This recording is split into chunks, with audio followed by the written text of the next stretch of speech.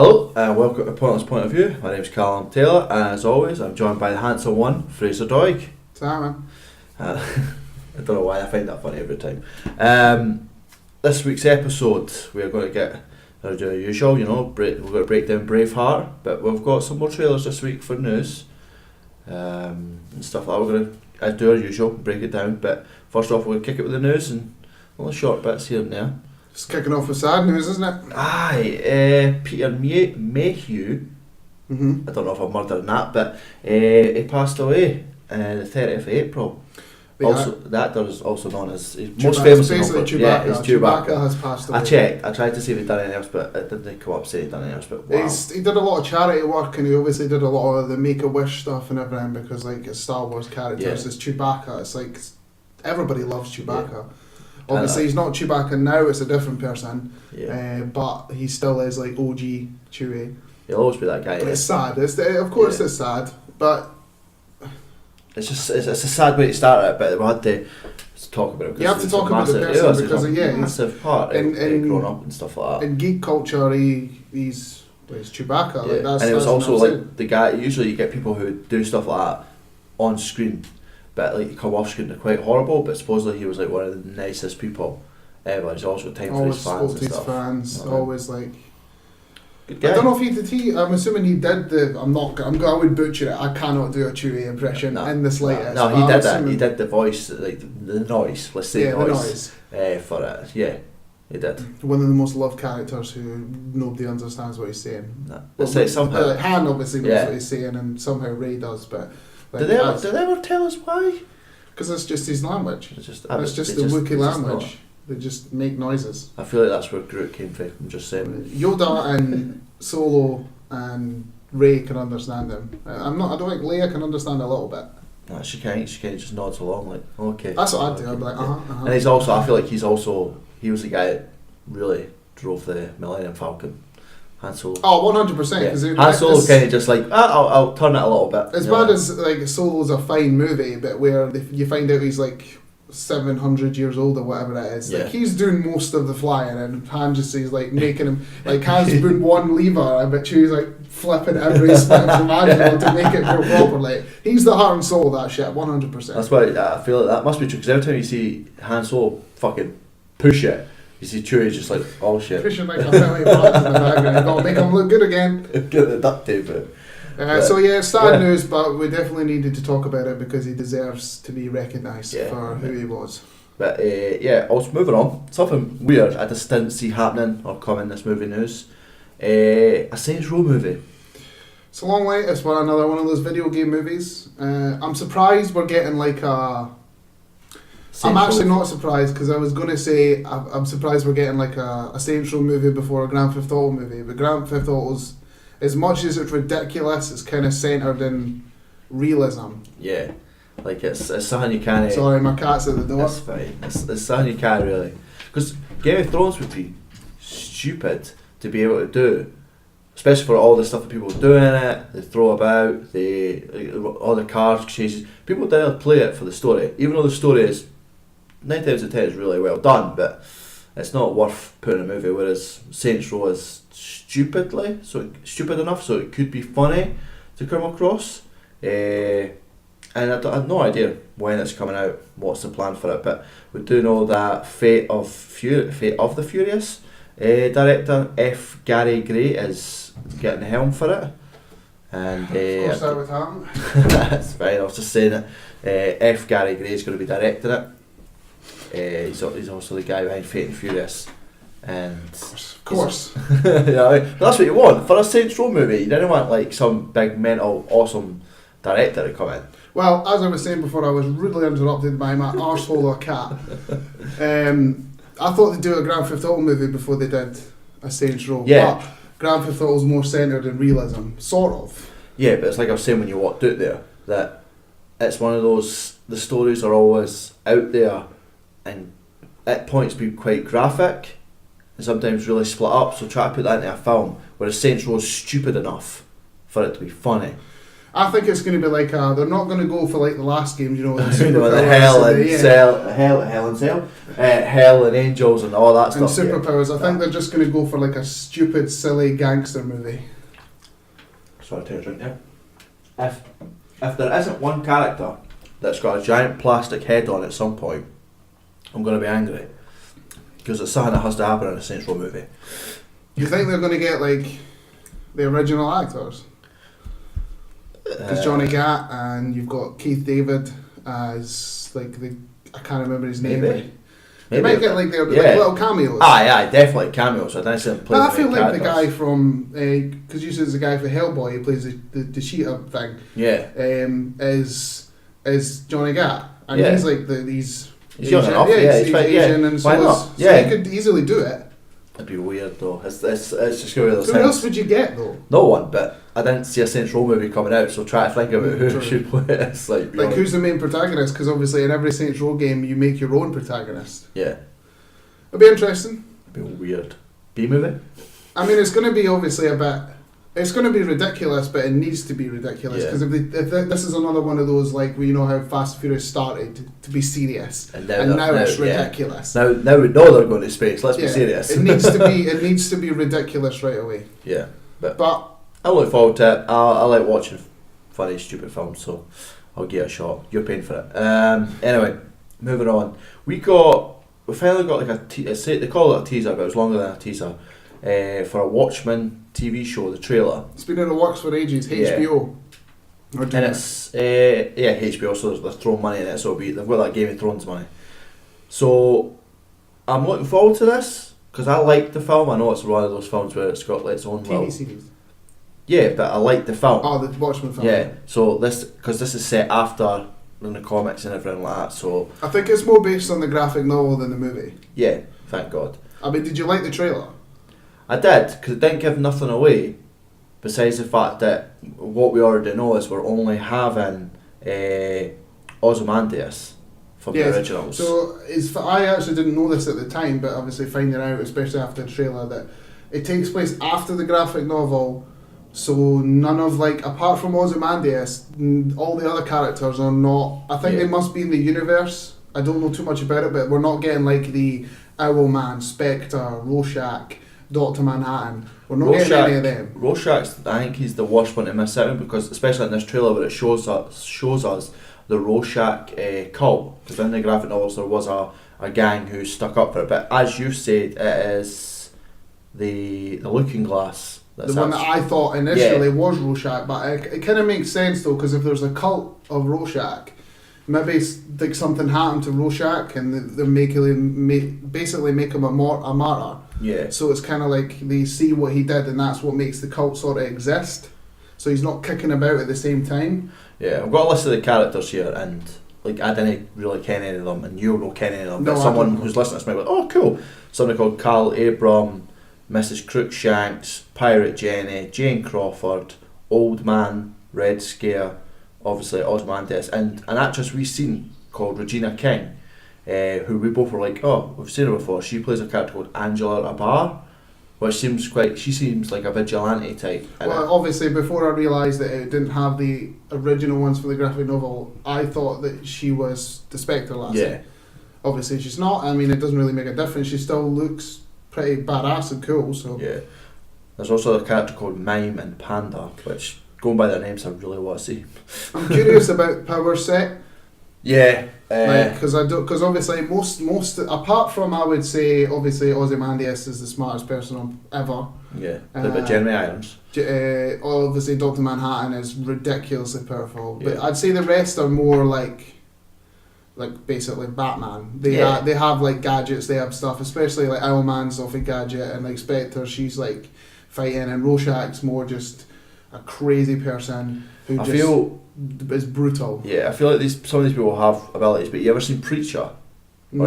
You've heard of Preacher? I've heard of it though, yeah. I feel for this trailer it's kind of giving me that vibe, so it's set in one area, stuff like that, because obviously you've got the cult and you've got the in the trailer you're getting a clock clicking on and on and on, which is referring to the Doomsday Clock, which is a major Watchmen story arc.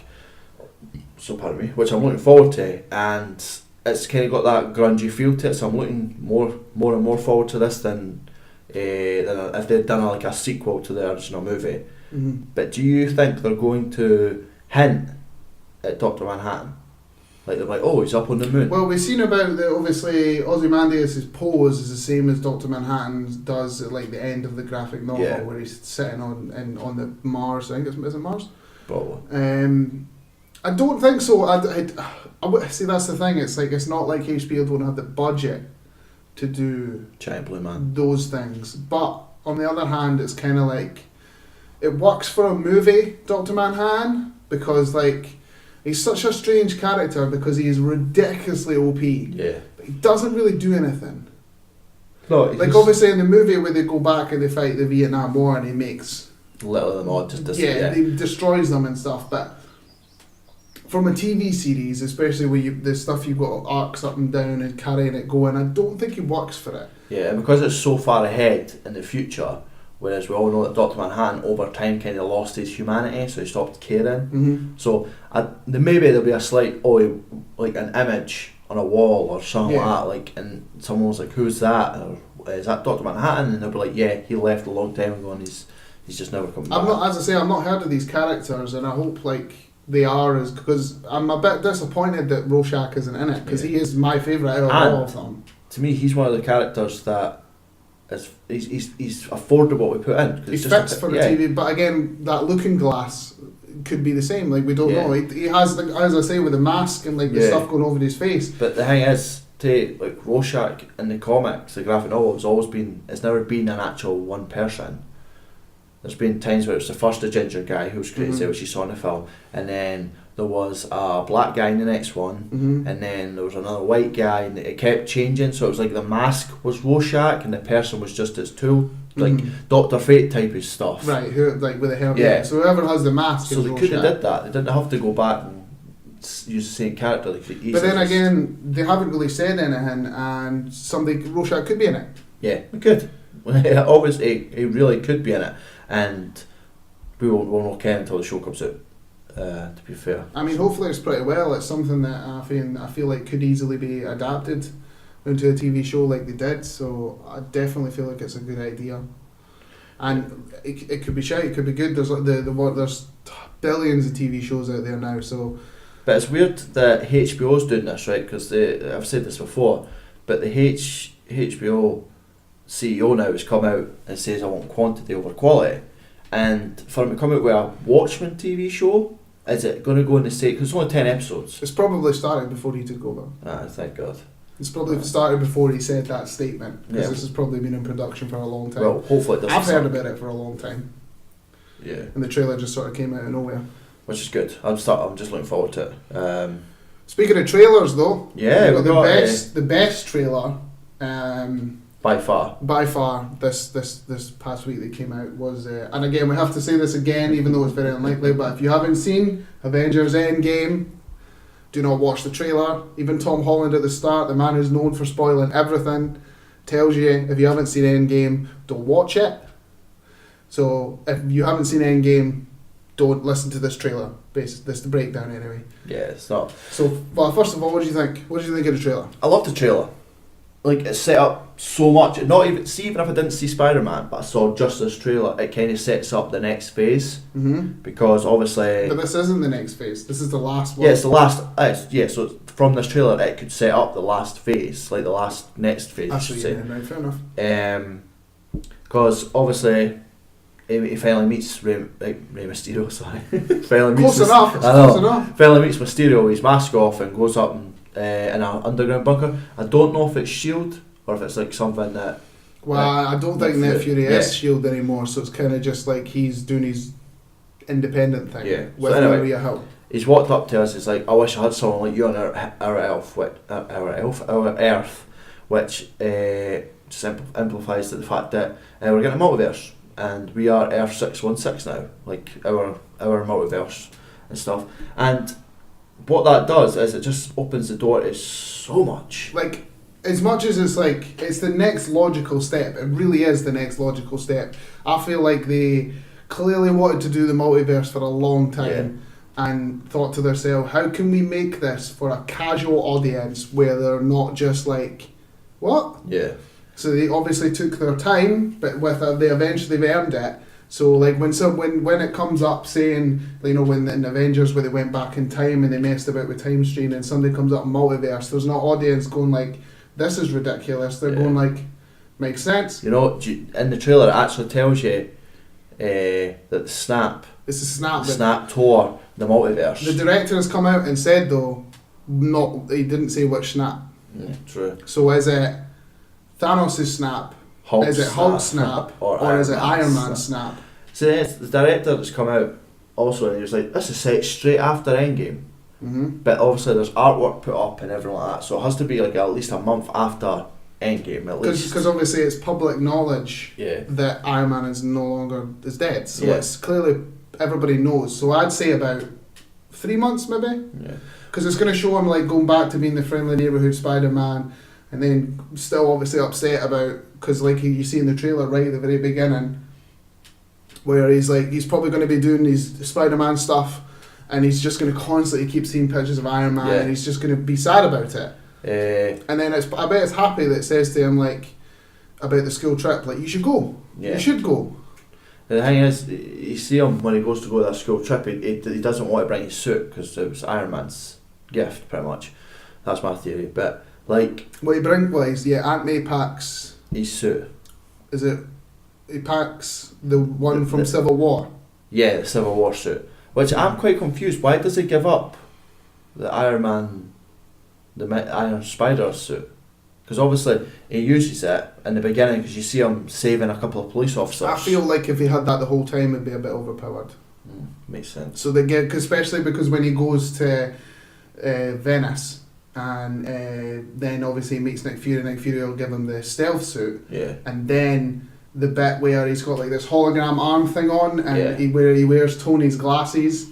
I feel like that's going to be Tony talking to him, and or giving him the new one with the black down the sides. So it's Iron Man's last. It'll be Tony Stark's like last paycheck. Like a present. I don't think. See, that's the thing. I mean, me and you've got like a little bet on with another one of our friends.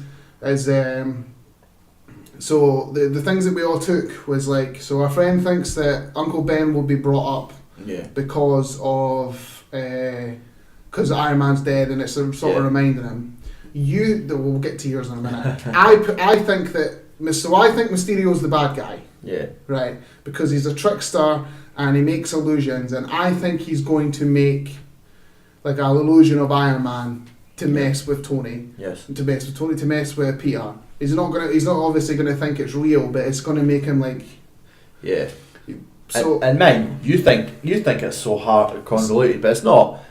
I think I agree with you. Mysterio is bad, and the Sandman, H2O, those things that are not confirmed as who they are yet. I see them. If it is that way, I feel like they're actually the good guys, and he's lying to Shield or whatever. They're real. The only problem with that is obviously they're destroying environments. Yeah, but they're trying to get Mysterio. But would you not think that they start destroying stuff and then that makes Mysterio arrive? That's what makes me think about the whole weird, he's making them thing, but then he would need his gas to make them. Yeah. It's very confusing how he's like, illusions are going to work. Yeah. I agree with Mysterio's going to be the bad guy. I feel 100%, that's a guarantee. But, I don't know. It could be one of those things where he starts off a good guy and he kind of gets pissed off, or I don't know. See, there's another theory I've seen out there, which is a not bad theory, is that he isn't from another universe. The multiverse still exists, but he isn't from one there. And basically, because of like all the stuff that happened with the snap, is in like taking advantage of the situation, and he's trying to wiggle things in his own way. So he's doing he's doing a vulture, but he's doing it by trying to go through the good guys. Like he's found tech and he's found all this stuff, and he's turned his selling to this guy. Exactly. Yes. That makes sense. Because like Quentin Mysterio, he's basically a trickster. He is. He's all about illusions. He's all about messing with people. He's all about lying. There's a whole thing about him. Yeah. So there's no way he's telling the truth. Do you think when he's got his stealth suit on, do you think that's him going up against Mysterio? No. You don't? Because I think that when they goes to meet Nick and they give him the stealth suit, it'll be like they need him to go on a night mission to recover some piece of technology. Yeah. What else we saw in this trailer? Because I think that the piece of technology that they send him is for Mysterio to like, I need them to help beat, but Mysterio's basically using them to get something that he couldn't get his hands on. Mysterio, don't trust him. I don't trust him at all. No, but it seems weird that Nick Fury would be tricked though. If you know what I mean. I understand. But he's a master illusionist. Also, we got where Spider-Man's pretty much like, why not get Captain Marvel? She's off world. Why not get Thor? He's unreachable. I like the fact they bring up that stuff. Yeah, but like, does that mean? Like, I'm guessing there's no because obviously from Endgame, Cap's old. Mm-hmm. But does that mean he's not around at all then? From that moment, because technically he comes back. But why would they get old Cap? I don't know, as an advisor, because he was an advisor at S.H.I.E.L.D. Or do you think they're kind of just like go back? I feel like they're waiting for that. They're waiting for that stuff. Find out what he did in that past. You will find out eventually, but he's not going to be in the next movie. Captain America's Mysterio's dad. Definitely. If you want to take that compliment, fuck. But what else we got from this, and something I know you personally hate, is that MJ reveals that she knows that Peter is Spider-Man. I don't hate it, right? So the one thing that I didn't like about the Amazing Spider-Man is that everybody kept finding out he was Spider-Man. But there's a difference between what they're doing in this one to what they're doing in those ones. So one thing I didn't like about those ones is he kept telling people, like all the time, he would take his damn mask off and be like, "Look, I'm just a normal guy." Like, what are you doing? And this, they're figuring it out for themselves. Yeah. Or it's like accidental. And so I can kind of live with that. I'm still annoyed by it, but I can kind of live with it. What I like though is she's true. She's like, well, it makes sense. You're disappearing and Spider-Man turns up. I mean, you got to think of it. Like Spider-Man's never been in Venice. He suddenly goes to Venice. Spider-Man turns up in Venice. Yeah, it's the Superman thing all over again. It's one of those things. But do you think they're gonna? I know that obviously Tom Holland's young, but do you think they're gonna end up together? Oh, aye. Do you think they're gonna do it? Yeah, but they're gonna do it in a Disney cute way. Mm. They're like, we're like. But do you think like obviously like maybe the film ends with them holding hands, but do you think they're going to go down the whole like he's with Mary Jane route, or do you think they're going to leave it completely? No, they're going to go down the Mary Jane route, like, because especially because there's a bit where Ned is walking, like before Ned gets knocked out by Nick Fury, he goes, I remember, because they're talking about Mary Jane, and he turns around and goes, I remember when I first fell in love. AKA hinting at that blonde lass, I can't remember her name, that he's dating.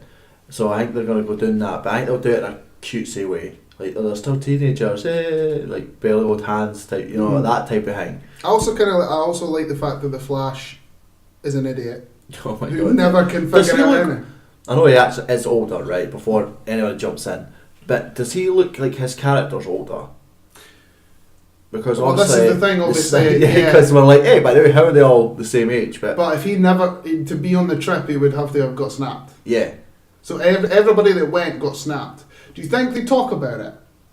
They have to. You've said to me there's no way they're gonna do something like a TV show with like a fucking Jeremy Kyle type TV but show. I'm just saying, like, do you think that they're gonna, because like when they're gonna bring up in conversation? Well, I feel everybody in the class clearly got snapped. I feel like they're gonna be like, see how they have those big fucking meetings in American schools where they're like a big, like in the halls and stuff, like a gym hall. Mm-hmm. Like the parent, the fucking head teacher comes out and it's like, hey, so when Ben Mendelsohn comes out for that bit, you want to put some context into that? Right, okay, right, at the end game, you see a character, apparently there's a guy that looks like Ben Mendelsohn, aka the leader of the Skrulls, from aka spoiler Captain America. Yes. Captain Marvel. Marvel. And it's a bet me and Fraser had, and I feel like it is going to be him and stuff like that. Like, they'll come back to Earth and he doesn't think it is. But I feel like they're going to come out and Ben Mendelsohn's going to talk to them in the gym hall and be like, use the people that return from the snap and stuff like that. Like, we've got support groups set up for you, we've got this set up for you, and it kind of shows you who's all in that area. I would think that kind of makes sense, but on the other hand, if they did that, all that I would focus on is Ben Mendelsohn because he's not the actual teacher when they want to obviously focus on the Yeah, stuff because the that Skrulls are happens meant to be a snap. surprise, but we'd be like, we know who you are. I don't know, like, as I say, they should talk about the snap. They should at least reference it in some way. Yeah. It's weird though, because like one thing that this has nothing to do with the trailer, but I didn't like when the trailer got brought out. It said it was the Far From Home trailer 1, when it's not. Yes. Just because it's a after the Endgame one, they're classing it as like I've never had a trailer before. But see if you go back and watch the old one, it makes complete sense that Iron Man's dead. Yeah. It makes complete sense. Especially when Happy's like, yes, you're all alone now. It makes like stuff that it makes when they talk, like, you know, when he calls like Flash calls the new guy like a mixture between Thor and it's like a complete, you notice it. Yeah. Like if you go, obviously at the time everybody was looking for stuff but never would have thought that. But if you go back and look at it now, it's like obviously not hard to figure out. I'm looking forward, but what else we got from this, and I feel like this all ties into the multiverse stuff, is we found out last week that Richard Madden, this isn't in the Spiderman trailer, it's just Marvel news, that Richard Madden, aka Robb Stark from Game of Thrones, and the Bodyguard, I think he's the main character. Which is apparently meant to be quite good. He's joined the Eternals as Icarus, which is pretty much he's a Superman. One of the Eternals. Yeah, he's like a Superman pretty much. So that's 3 people confirmed for... Well, Angelina Jolie is not confirmed, and I don't think Kumail Nanjiani is confirmed as well. I don't know if they're confirmed. I think he is. I think it's Kumail Nanjiani confirmed. Yeah. Right, so he's... But I don't think Angelina Jolie is. Alright. She's probably going to play like one of the mothers or something. As long as they don't make her the bad guy. Yeah, that stuff ties in as well because obviously with the multiverse stuff and loads of like space stuff that they're throwing in. That like another part of it is that apparently in Guardians of the Galaxy 3 or as Guardians of the Galaxy, we're going to get Beta Ray Bill and who else? Quasar. I don't know who that is. I know who Beta Ray Bill is. If I'm correct, is actually. Her name's Moondragon, I think it is. And she's actually Drax's daughter that Thanos didn't kill. Oh, that'd be interesting. Kept her and made her like one of his. Like hopefully that's true because that's like a good character art for Drax. Yeah. And Beta Ray Bill, do you think he's going to be crucial or do you think it's going to be like just a fight between him and Thor? I feel like he's going to turn up and be crucial. Does he talk? Yeah, he talks. Because he's like a horse Thor. Yeah, he's horse Thor. I don't know how it works. Because he's not Thor.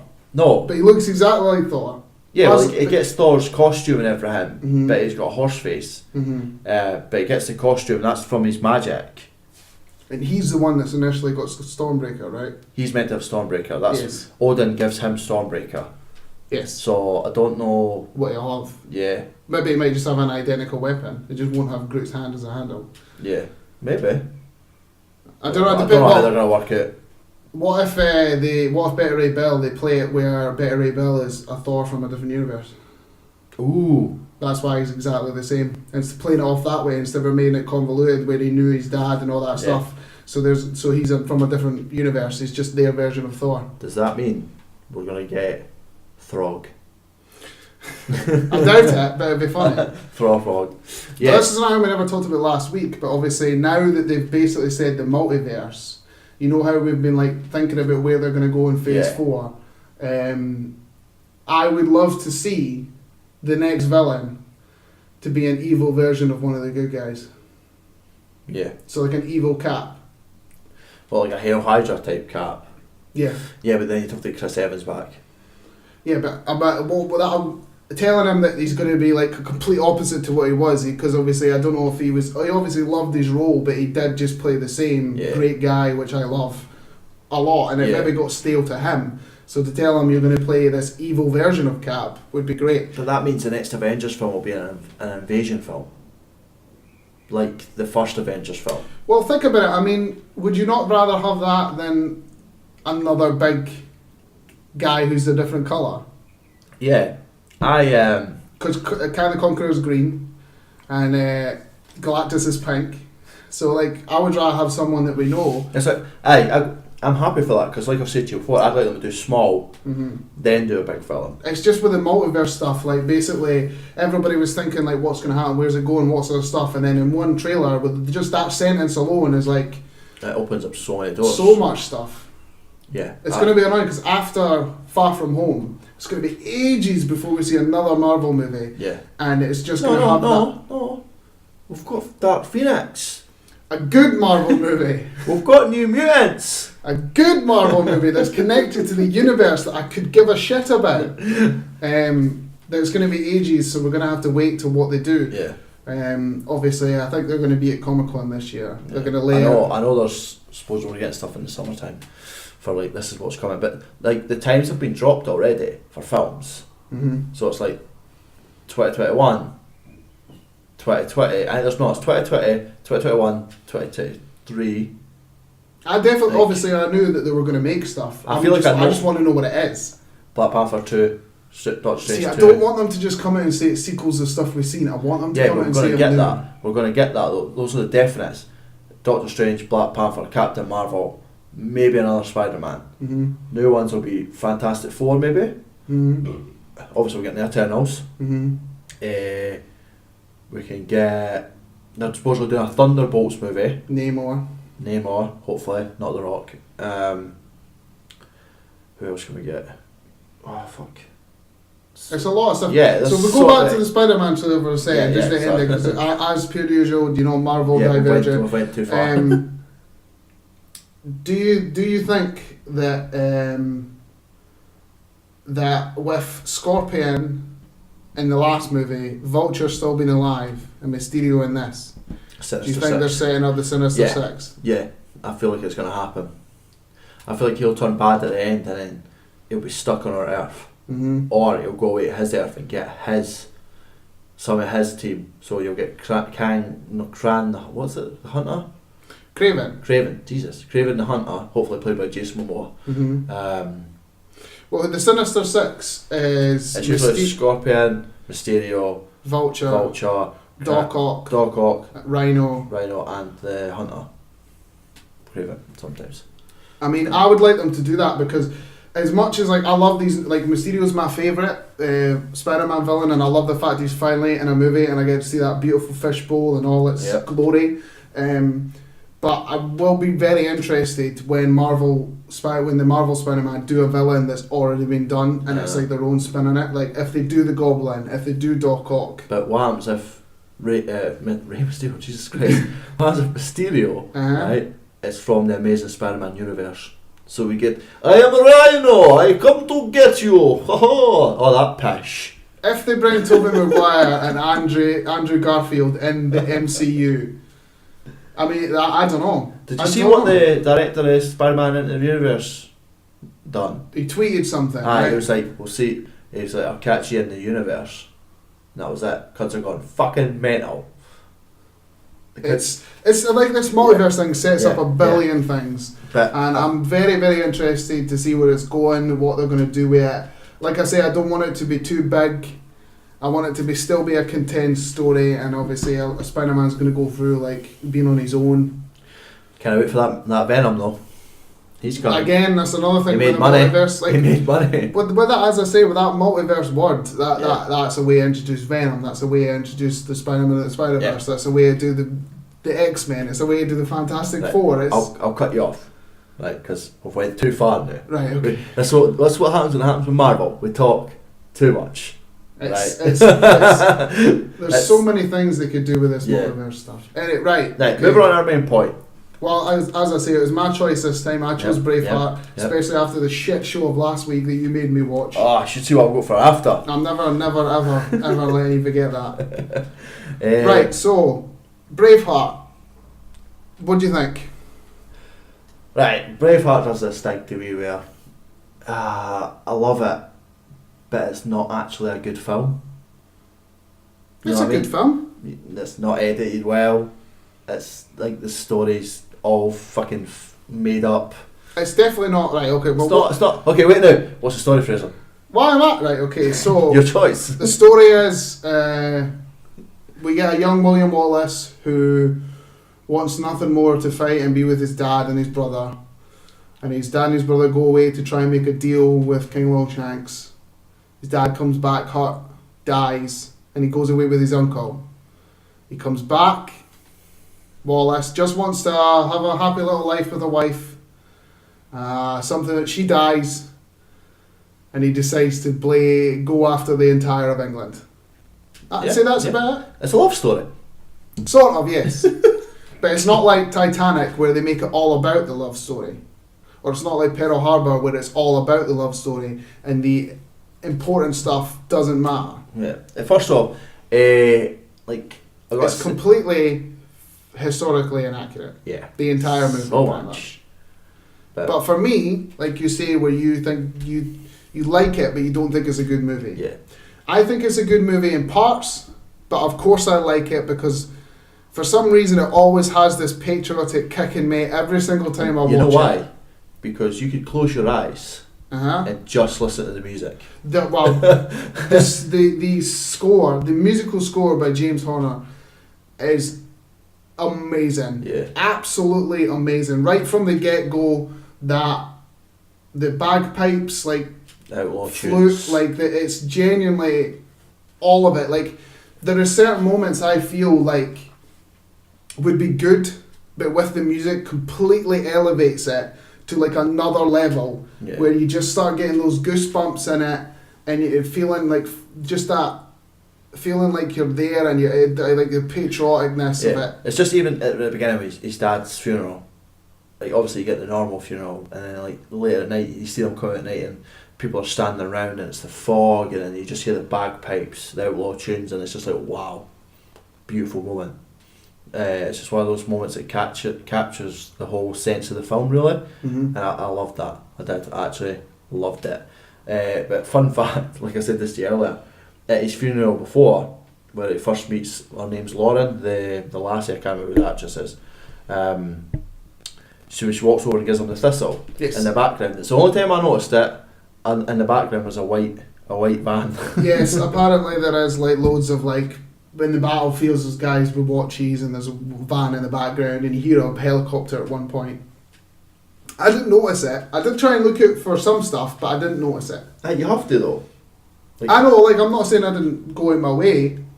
It was her name, like Lauren or Murren? Murren is his wife. Alright, okay. Catherine McCormick. Right, so actor-wise, right, before we get back to the story, how did you feel about all the actors? Did you feel like there was good performances, great performances? Someone wasn't that good?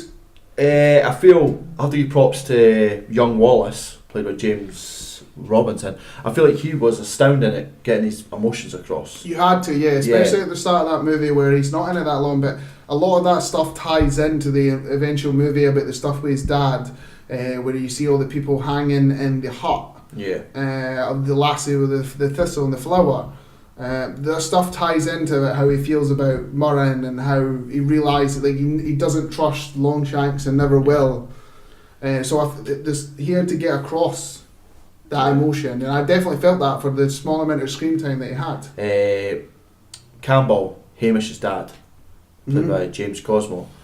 I like obviously people like that. You've got the Irish guy, people love him, right? But I feel like Hamish's dad is one of the best characters in the whole thing because it's literally like he's one of those wild Scotsmen that just runs into everything. Especially see the bit where the first attack the English guys in that area after William's wife's been killed. Yes. Where he lifts up the door pretty much, and the guy's coming to the spear. And it's that moment of, oh fuck, I'm fucked up here. I think that's just one of the most hilarious, and especially the bit where after the fight scene, he's got the arrow. They have to cauterise the cauterise. He's like, here, you hit it, I'll hold him down. And he's like, no, you do it. And once they're done, like, let him go. And he's just like, ah. And you hear the guy, he's like, I'm sorry. Whack. And you're just like, that's. He's good. He does play like a good. But the one thing I did like about his performance, like you're saying about how he does the angry Scotsman. Obviously, like spoilers if you haven't seen Braveheart. I mean, we're going to obviously talk about it in depth, but most people I imagine who listen to this have seen Braveheart. When he dies, he can show emotion as well. Like it's a really sad moment where he's like after that battlefield and he's having that moment with Hamish, and he's like just saying like I've lived a happy life. I've done something I've always wanted. I'm proud of you. So just let me go. So like as much as he can play an angry Scotsman, he still has like those family emotion, but especially because he's literally set up from the get go as being a guy that wants to fight for his country. He's like, I want to go out there, I want to stand up. Who else? I wasn't a fan of Robert the Bruce. I like him. I think Robert the Bruce is really good in it. Like, obviously he has bits like when he shows real emotion with his dad and stuff like that. Nearer the end. Yeah. For me, like at the start, it's like such a casual performance.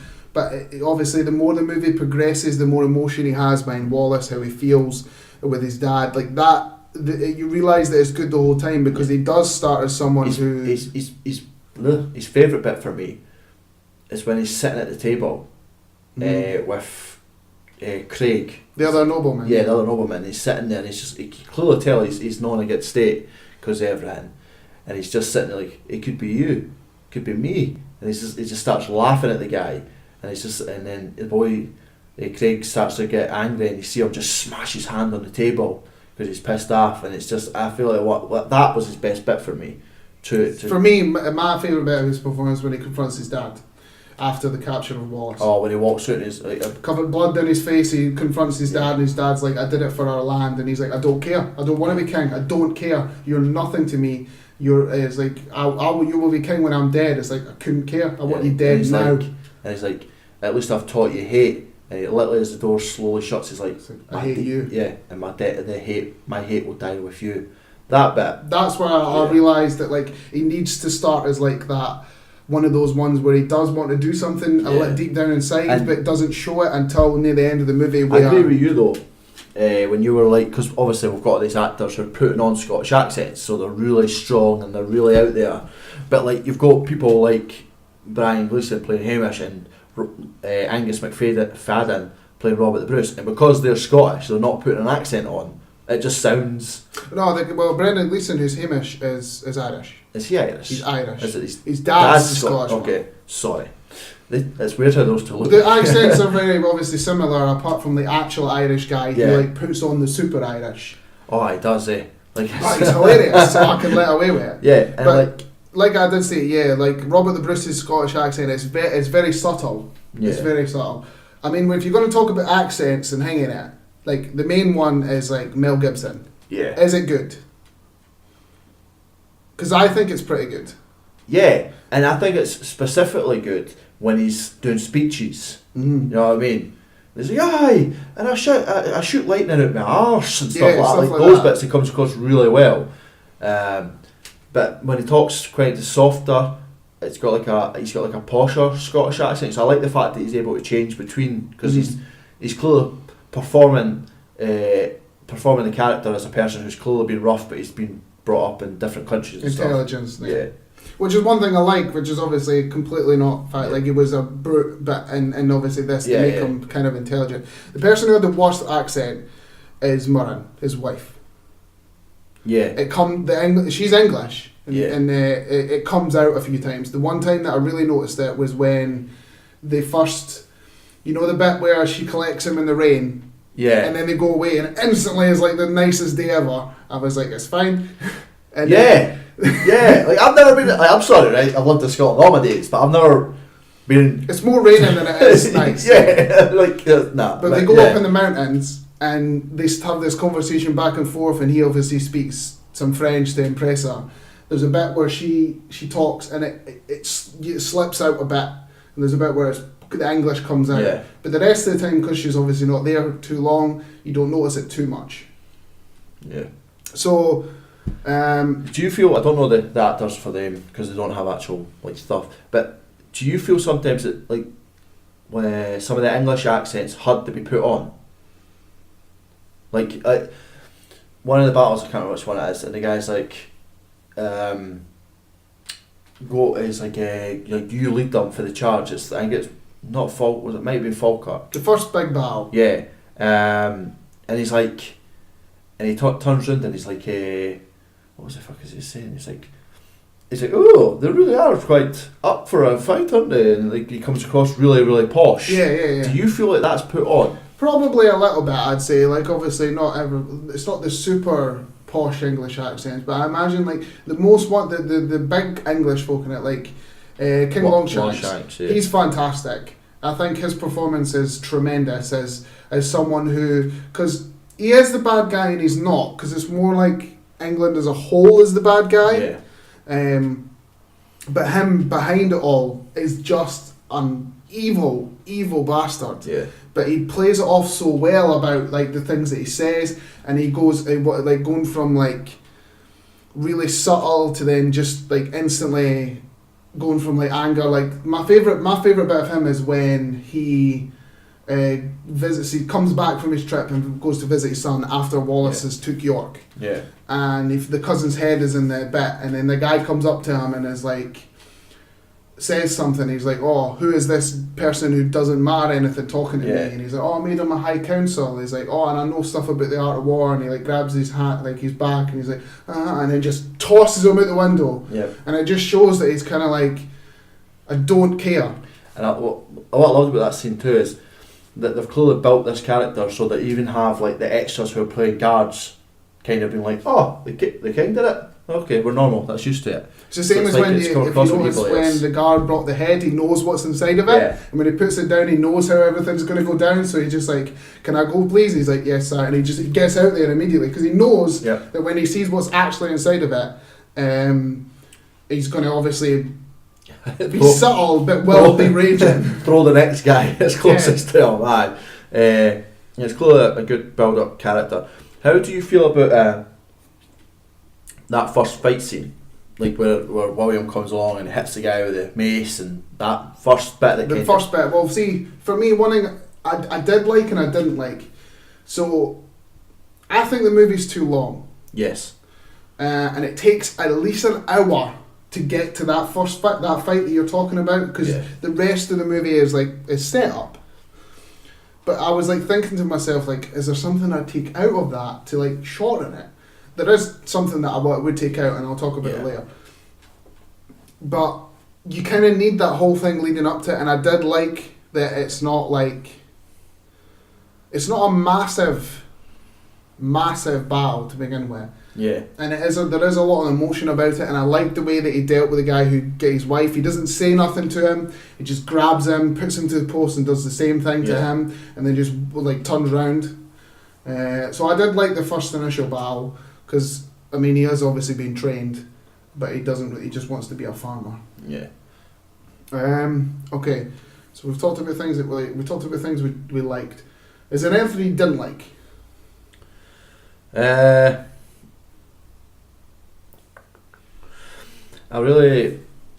Obviously there's a bit where they start the English king Longshank brings in Prima Nocta again, if that's correct, if that's the way to say it. I don't think we needed the fucking slow moment. You know what I want about. Yeah, so obviously they bring in a rule where when you get married in Scotland, the lords can have first night. The lords have the first night with your wife, which is fucked up. Great, yeah, definitely. Yeah. And like the bit, like they could have easily just had him. If you want to show this lord being an asshole, have him right down, grab her, leave. See, I think it means more her going willingly. I think it because obviously it shows the love for the husband, and it shows like him being like a lot. It does. I feel like it shows a lot more instead of him just coming taking her away. Yeah. Okay, I see it. The weird slow motion, I can understand because she could have just went with him. Yeah. But I get that they're trying to show how like a selfless act that she's doing and how much of a bastard they are. I think that's what they're trying to do with that. Yeah. And I also like the fact that see how they did it. I would probably agree with you a lot more if, you know, the bit later on in the movie where they take that place and they don't kill any of the other soldiers, but they let the guy come and basically beat the shit out of the guy that did it. Yeah. If they didn't have that, like a little payoff, I would completely agree with you. True. Okay. Maybe the dream sequences were in this. I could have dealt with it. The first, at the beginning where his dad's like, you're free, stuff like that, fine. Mm-hmm. But I don't need to see William on a horse going after a no-ball for him then to burst through. That was strange. Like, I didn't need that. That's stupid. I do like the dream where he dreams about Murren. And I can live with how he's died, but I found that very weird that he dreams about Wallace coming out covered in blood, and then like a second later, he basically just does that. It would have worked alright in a story if he double crosses Wallace, that night he sleeps and he sees the dream. Then like 20 minutes later, William rides in a horse and kills him. So it's kind of foreshadowing. Yeah, but it's like immediately after. Also, like, you know, you're pointing out about stuff that you noticed with the van and stuff. I couldn't help notice, and obviously I completely understand it. But when they go off in the water, trousers. The trousers. Oh, well, you go then. What are you gonna say? When he jumps out the window, the horse is like a fake horse. Like, obviously you're not going to use a real one, but when they jump, it's fine. But then it just cuts to like this plastic horse that goes down with him and falls the same. I didn't notice that. Obviously they're not going to use real horses. Why not? What? You're talking about a horse could jump into water. It's pretty like if a horse breaks its legs, they have to kill it. Remember, they can't damage the horse. Plus, you're not allowed to damage horses on sets in the first place. True. Also, what trouser bit? When they jump, William jumps off the horse. Yeah. You know, he's got trousers on. As he's falling towards the water, he has trousers on, and he's wearing a kilt. I never noticed that. Because I'm watching. I'm like, why is his legs that furry? But then also at the same time, like, if he didn't, it'd be cold. So what? He'd be straight up penis action. Okay, like that's an issue. But then obviously I thought to that, yeah. But I also loved it when the guards ran towards William. I'm like, really? You're gonna go after William? It doesn't make any sense. But I can understand the dream sequence. So for me, what I didn't like, the main thing I didn't like, is I do not like the romance between him and the French Queen. Yeah, I didn't know what because I knew that was something that you were thinking about. I like that, the French Queen actor. I think she's really good, and she shows like she's just wants to care about stuff. Why couldn't they just been friends? Yes, that's for me, right? So obviously when the whole thing starts with Mirren dying, right? And that sparks off the revolution, right? So I understand that she wants to help him and tells him about the ambush. But they didn't need to sleep together. No. They did not need the romance because especially the bit where he's getting sacrificed, not sacrificed, when he's getting executed, he doesn't see her. No. Like it cuts to her once and she's crying, but it's all he sees Mirren through the thing. Like it's all about her. It's like well, in this story, the pen is William Wallace is an honourable man who's going out fighting the English because they took his love and his land. Yeah, and his land and his people, and he's killed them. It makes no sense for this type of honourable person to just turn up and sleep with this French woman. Obviously, they did it so they could do the whole her heir is really William Wallace's, which is again completely factually inaccurate. Yeah. But I don't know. It's weird. Like I think they maybe did it because Wallace never gets his hands on Longshanks, like not once, and this is like a last fuck you. Yeah, but on the other hand, it's like all about his love is all there's Mirren, so she's just like an added bit that doesn't make any sense to me, and that's the bits I feel that you could take away. Have her in the movie and have her help Wallace and that, but they do not need the romance. It does not need it at all. No. Also, the prince does fuck all. The prince. Yeah, I understand. We spoke about this, but off microphone. That's how the character actually is in real life. That's how the person was. But I like the fact that he did fuck all, because like that's why Longshanks has to come in and keep taking over, because his son is useless. Who he is useless. All his son does is keep throwing more men at Wallace, and then they die. Yeah. Right. So we've talked about some negative. How about the three battles? Well, the two big battles, and then the third one you don't really see. So the first one, Battle of Falkirk. Good? Yeah, it was good.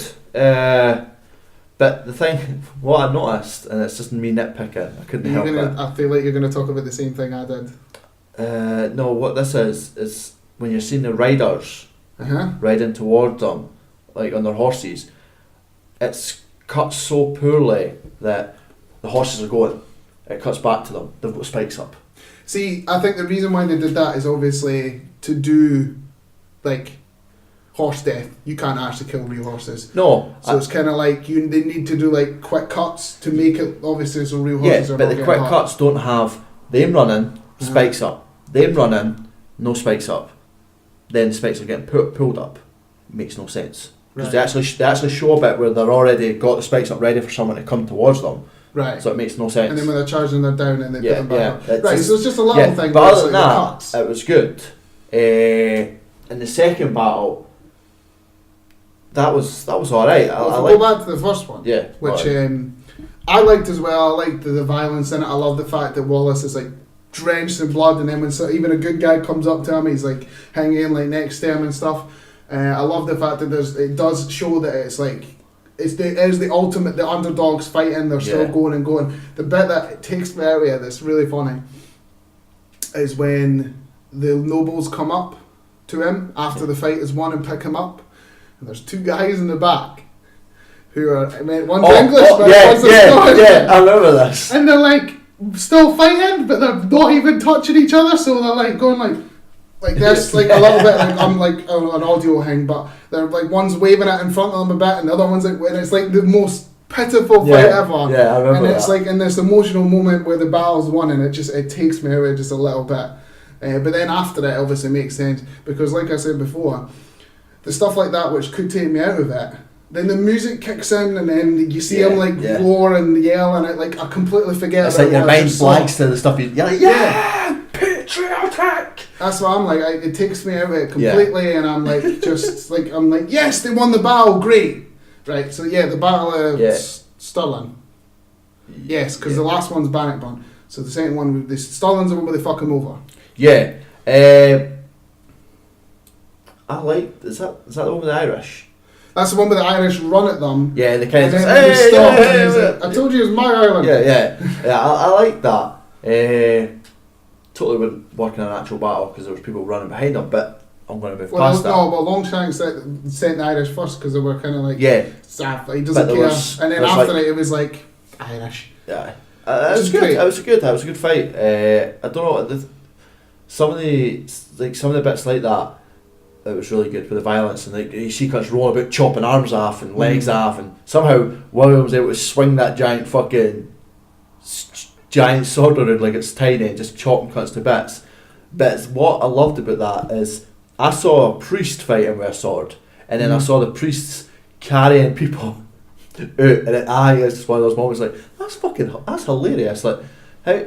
I wonder if that actually happened. I'm sitting there going, I wonder if priests just went in and carried cunts out in the middle of a battle. Probably. I mean, if it was to try and save the dead, or try and like save the people that have been injured. When it comes to that battle, my favourite part of it is when Wallace goes after Longshanks and has the fight with Bruce. It's a look in his face. That's what I can see why, like that, the emotion in that, and again the music, how it can win. It won Best Picture and it won Best Director. You can see in that, like that is a great moment where he's, after he takes the mask off, he doesn't say anything to him. It's just a pure look of It's hard. It's just shocking. Also, I like that. That's the moment that changes Bruce as well. Yeah, and I like that it changes Wallace into they're more savage. Mm-hmm. Like you just see them walking through places, and they're just burnt and they're covered in blood, and it's giving you that image. And you see them going after the nobles, like and stuff like that. So it becomes like Wallace the executioner and stuff like that. Well, see, that's another bit I found strange. Is so after the weird dream sequence, then actually kills him, and then they drop the guy from the hang where you're talking about, where Bruce has that emotional speech at the event. But then after it cuts to like happy-go-lucky Wallace running in mountains with this music. Saying that like he's one of those guys. He killed like 100 men. He killed 10. He killed 100. Yeah, all that, and I feel like it's such a complete change. Of like 1 minute you're like absolutely like there's nothing else to fight for, and now he's like in the mountains having a good time. He's in a spiritual quest. Yes, it was a bit off-putting. But then obviously they built it up, especially because they needed to show him like still wanting to fight, and then obviously there's the dad and the guy that sits at the table where he shouts at earlier on, basically fuck Wallace over, and he gets caught. So since we're at that bit, the whole execution thing. How do you feel about it? I like the way it was. I like it. It's a horrible thing. It would be a horrible thing to watch. It makes no sense why there'd be kids there, but it actually makes complete sense. But I'm not gonna lie, there was basically like going. No, I know that kids would probably be there. No, but it was like going to watch a football game back then. That's what it was like. I mean, I get that, but everybody loved it. Just fucking weird. But I loved it. I loved the bit where it just looks out at the kid, and it's kind of taking him out at the moment of the pain. Like the kid just smiles at him like it's a good thing what they're doing. Yeah. I think the performance of the guy that talks to him, it tries to get him to the priest. I think that's such a fantastic performance for such a small amount of screen time, because the stuff that he had to get across. Obviously, I know like the stuff that they do in execution. I'm not going into detail, but it's rough. Yeah, it's rough. Yeah, I know what the hung, drawn, and quartered is. Yeah. Yeah. So but the bit where they take the intestines out and stuff, that's what they're doing. Yeah. See, the thing is, what they've got wrong. Another moment that's factually wrong is like see how they obviously they take the guts and they cut that bit. They don't chop the head straight away. Like the arms would be pulled off and the legs would be pulled off. I'm just saying they wouldn't put it in a film. I'm not going to do that in a book. Here's my question, right? Mm-hmm.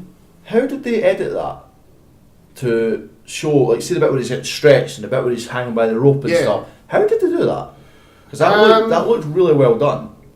Or is that just a stupid question? But kind of. No. I like to imagine that. I know you like to imagine it, but I'm talking about this moment. Probably, it would have been hung up by a wire, and he would have like the neck. He would have been hung up by a wire, and he would have put the strain on, but then they would have edited it out. Same as like when they probably edited that. The bit where they're stretching him, they only show him. They only they cut to like the ropes and the horse, but they don't show the full thing. So it would have been a lot of. How do you feel about Mel Gibson's performance of acting like he's getting his guts cut? I think it's really well, because he does that thing where like, it's kind of, I don't know if he's just holding his breath, but it's kind of he goes red in his chest and he kind of gets all the veins and stuff, and I think it looks. How do you feel cool. about? So it's strange to me. Like I thought about this, and obviously I completely in my situation, I'm probably a little bitch, and I wouldn't go through all that. But you know when they obviously want him to say mercy, and he doesn't, and they cut his head off. Yeah. If he did, they would have still cut his head off. Yeah. Makes no. But I did like the whole. Is Longshanks in the same place? What, the same castle? Yeah, because when he screams, like he dies exactly the same time again. I would say probably not. But in this story, for this film, he's probably in a room like up there. Yeah, because in the French Queens, like, can hear it all as well. Yeah. Fuck that. But and I love the last bit. I love obviously the fight at Bannock Barn.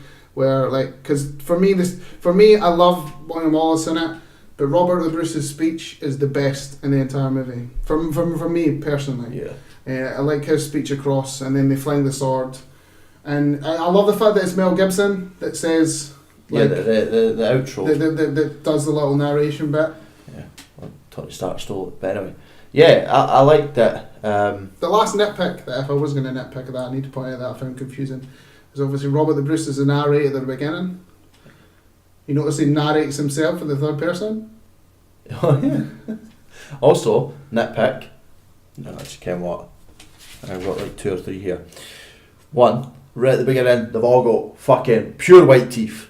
Mm-hmm. Right, I'm sorry, you ever walked about Scotland and seen that many cunts with pure white teeth? Right? I can live with that, it's a movie, that's fine. When they swing the axe down to chop his head off, they've edited it, so you see the axe, you see the thing that William Wallace is meant to be spread across, there's nothing on it.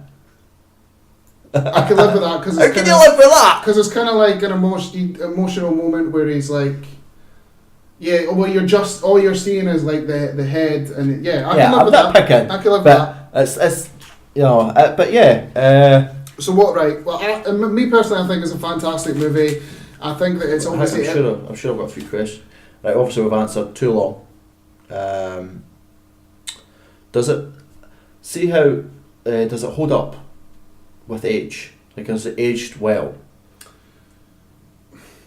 Yes. I feel like that's something that might be taking me out of it a bit, because I'm so it's not really aged well, and I'm not, because we're used to half decent editing now, where I'm kind of like, I could nitpick this and I'm seeing bits and stuff like that. I think it holds up well, but it holds up a lot more in our eyes because we're Scottish. Ah, right. So you're just an American. It's the patrioticness that always kicks in me, not in the way of like, yeah, woo woo woo. It's more than just like it does make you feel patriotic, where you're just like, yes, they did bloody win, like that. It does kick in every single time. So I feel like it's got a lot of longevity in us Scottish eyes, I think personally. So it does hold up for us, I would say. Okay. So obviously, I'll finish this off.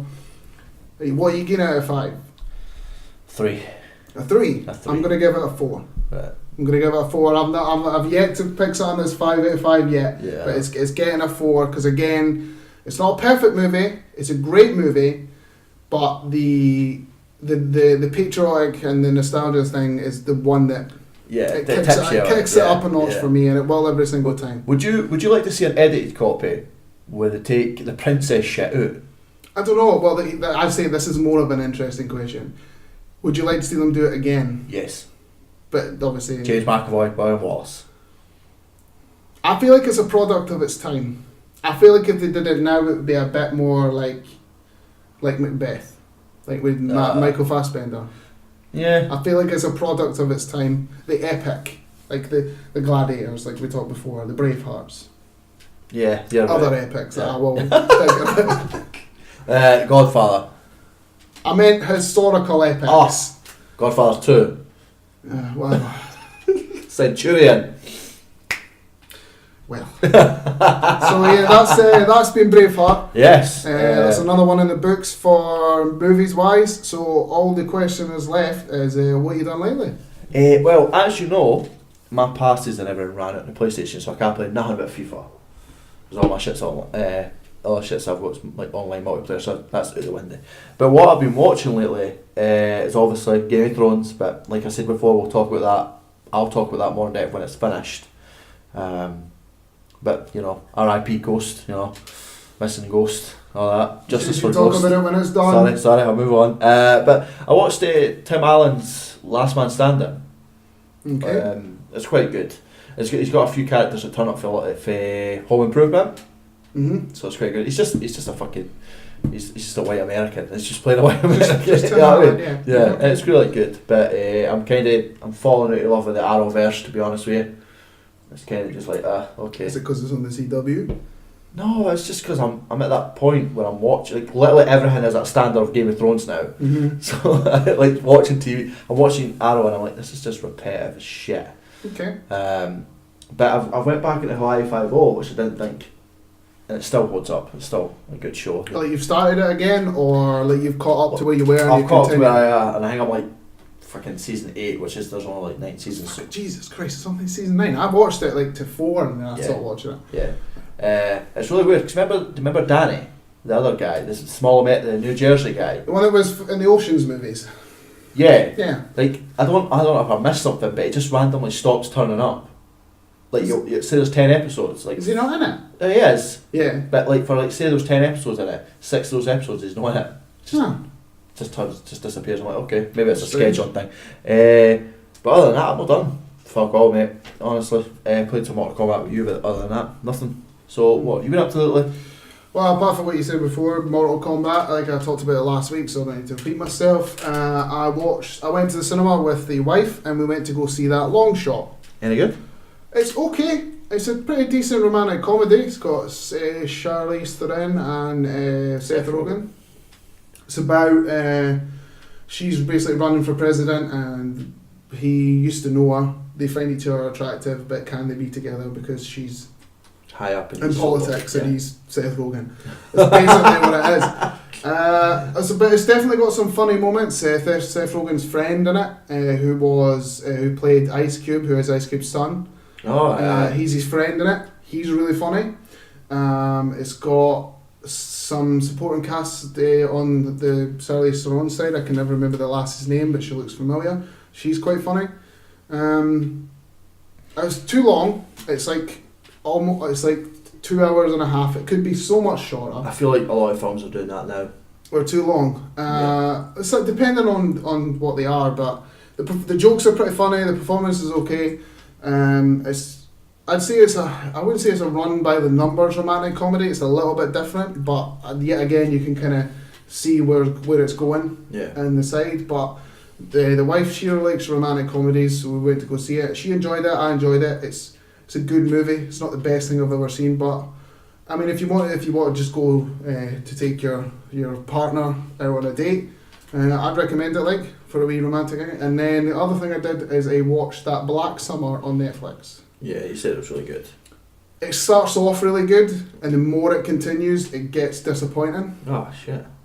So it's still, I like the zombies in it because they're a bit like World War Z zombies where they take a couple of bites and then you turn into one of them, and it happens really quickly too. But the one thing I didn't like was, like, at the start, the first episode's like 45 minutes, 50 minutes, a usual start of episodes. Yeah. And the more episodes it gives in it, the shorter the episodes get. So the last episode's only like 20 minutes. Oh, that sucks. And it's obviously all about one set piece of thing, but it's kind of like they went from having all these character progressions and character backgrounds and making you feel for them and all this stuff, but then it's still like, by the end of it, they're kind of rushing through it a lot. Like they have to get to this one, they're trying to get to the football stadium, the main lassie anyway, to see her daughter. And it's like they have to get there at the end of the season, where they do, and it's kind of like, that's what they've rushed it a bit, basically. Yeah. But apart from that, it was pretty good. You could probably bash it out in like a day. Yeah. It's not the best thing I've ever seen. Obviously, when we started watching it, the wife was like, "Oh, I've heard this is better than The Walking Dead." No, I don't watch The Walking Dead, but like it's not that good. Yeah. But you could bash it out in a day. Apart from that, nothing else really. That's same shit, different day, working away. Same shit, different day. Well, next week. That's a good jet. So, what is the next film? Please, love of God, pick one better than last time. It's Judge Dredd. Which one? Sylvester Stallone. Why are you doing that? I'm joking. Even I couldn't do that. We're going to watch the newest one with Carl Urban. Damn, that's a good choice. Yeah, so it's one we both love. Okay. At some point we're going to pick one where we're like, I don't know what this is, but we'll watch At one point we'll pick a movie that we either of us haven't seen. But again, that's a good choice compared to your fucking last one. Hey, just let it go. We're past it now. We're past it. Never. We're past it. Right, so we just have to tell people where they can find us. You can find us on Facebook. No, not yet. Fuck's sake, Carl. Instagram, Twitter, YouTube, at Pointless or Pointless Point of View. You can leave us a comment, like, subscribe, all that. And like we said before, if you have any suggestions for movies, we will definitely pick them as well, even if they suck. Even if it's a small thing, because obviously sometimes we split it between two. Sometimes, like how we took long with Spiderman. But hopefully next week we've got Judge Dredd, and if we've got time and availability, me and Fraser are going to go see Pikachu. We're going to try and see going to try and see Detective Pikachu, so hopefully next week we've got that. But I have been Callum. I've been Fraser.